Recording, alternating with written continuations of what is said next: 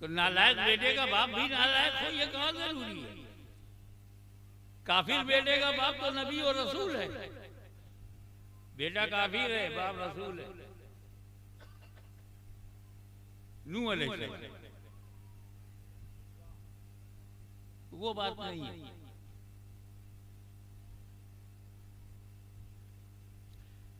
जब उम्मत मुकम्मल हो गई, निज़ाम शरीयत नाफिज हो गई, खिलाफत राशिदा का ढांचा तैयार हो गया, हुजूर सल्लल्लाहु अलैहि वसल्लम की जिंदगी में अमलन अदल नाफिज हो गया, कानून की हुकूमत बन गई, इलाही निजाम चल पड़ा। तो हुजूर को भी फिक्र हुई कि जो इस्लाम मैंने मुकम्मल किया है, कहीं वो भविष्य में गड़बड़ तो ना हो जाए, भटक तो नहीं जाएंगे, गुमराह तो ना हो जाए। जैसे ही ये फिक्र रसूल के ज़हन में आई कि मैंने इस्लाम को मुकम्मल कर दिया, completed Islam, but what will happen after me, मेरे बाद क्या होगा? आदम के बाद लोग गुमराह हो गए, नूह के बाद लोग गुमराह हो गए, मूसा के बाद लोग गुमराह हो गए, मेरे बाद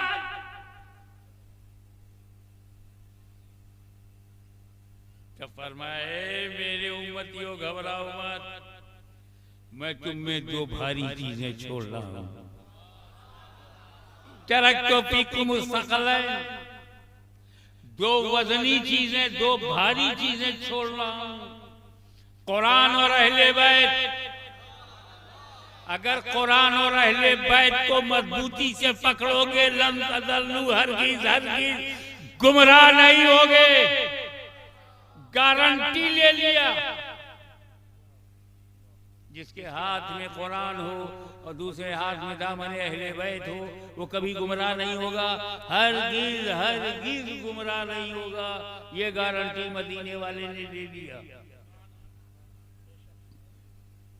सबसे बड़ी इबादत नमाज है, लेकिन ये गारंटी नहीं है कि जो नमाज पढ़ेगा हरगिज हरगिज गुमराह नहीं होगा।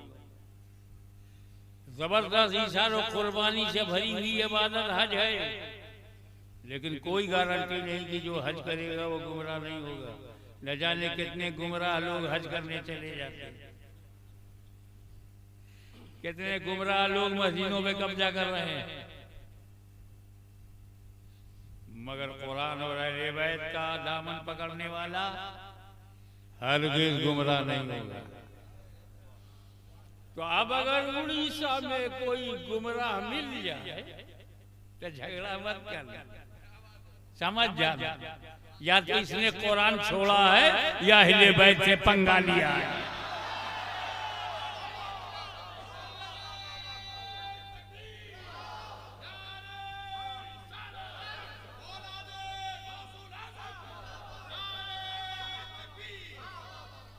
What is importance of Ahle Bayt?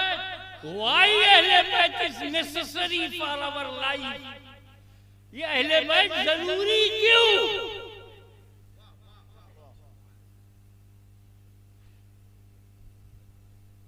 अकीदा अहले सुन्नत के मुताबिक तो सहाबा किराम भी जरूरी हैं। जमाते सहाबा का तो जवाब नहीं। तीन ही तो जमात है और उसकी तरह कोई दूसरी जमात नहीं। जमाते अंबिया, नबियों की जमात, कोई जमात उनकी तरह नहीं।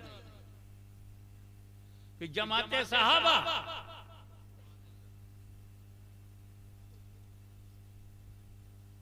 बहुत सारे सहाबा हैं, मगर जमाते सहाबा जो मुस्तफा के हैं कोई उनकी तरह नहीं।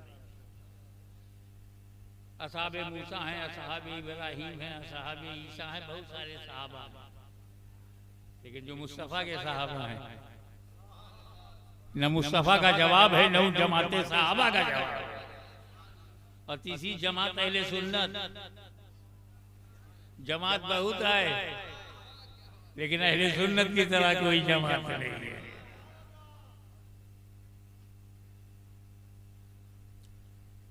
कुरान का साथी बनाना क्यों जरूरी था? वजह ये है, कुरान बेनियाज है, बेनियाज का कलाम है, बेनियाज है। अल्लाह समद, अल्लाह समद है, अल्लाह बेनियाज, Allah doesn't care anyone, Allah doesn't care anyone. उसको परवाह नहीं किसी, अल्लाह को किसी की परवाह नहीं, तो कुरान को भी किसी की परवाह नहीं, उसी की सिफत है, मुतकल्लिम की सिफत। हद ये है कि कुरान का तर्जुमा अगर गलत करो तो कुरान रोकता नहीं, कलम नहीं पकड़ता। तफसीर गलत लिखो तो रोकता नहीं, टोकता नहीं, खामोश है, बेनियाज है। इसलिए जरूरी है कि इस अनबोलते कुरान के साथ कुछ बोलते कुरान हो, ताकि जब कुरान की रूह पर यजीदियत का हमला हो तो बोलता कुरान करबला में, बोलता कुरान करबला में चला जाए और रूह कुरान की हिफाजत करे।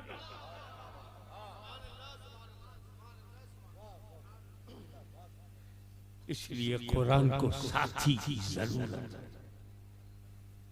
कुरान चुप रहे, साथी बोले।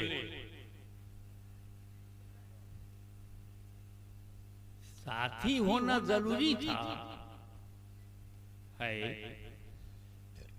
या रसूल अल्लाह, आपने सहाबा किराम को कुरान का साथी क्यों नहीं बनाया?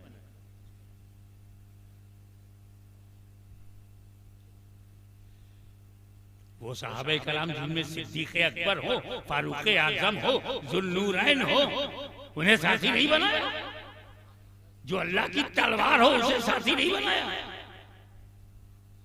या रसूल अल्लाह, ये जमात सहाबा आपकी ऐसी बेमिसाल जमात है, बेनजीर जमात है, अद्वितीय जमात है, मैं चिल्ले से जमात है कि ऐसी जमात चश्मे फलक ने देखा ही नहीं, हिस्ट्री में है ही नहीं ऐसी जमात। उसे आपने साथी नहीं बनाया। आपने सहाबा किराम का इंट्रोडक्शन करा दिया, तारुफ करा दिया, पहचानवा दिया कि मेरे साहबी कैसे है, साथी नहीं बना। असाबी का नुजुम बे यही में तो आपने कहा लेकिन साथी नहीं बनाया। उलाई का हुमुर राशिदून तो कहा लेकिन साथी नहीं बनाया। इक्तदू बिद्दीन मिन बादी अबू बकर उमर तो आपने कहा मगर साथी नहीं बनाया।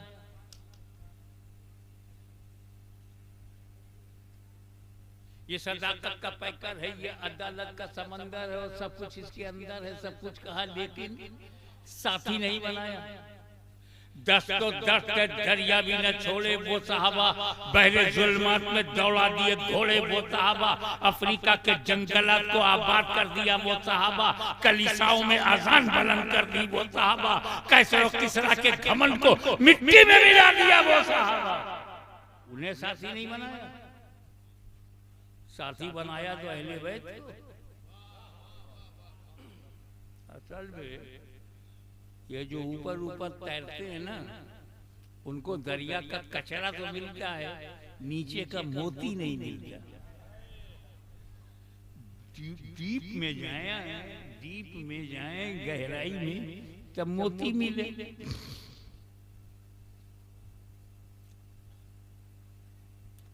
पहले सहाबी की डिफिनीशन समझो। सहाबी कहते किसको?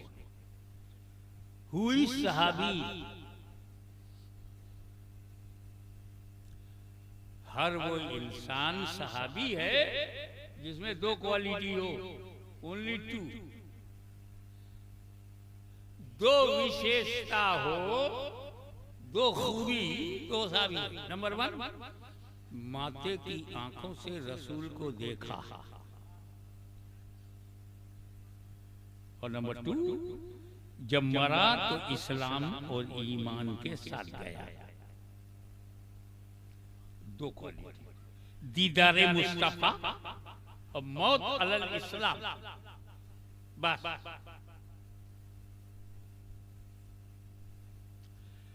अबू जहल ने देखा, इस्लाम पे मरा नहीं, सहाबी नहीं।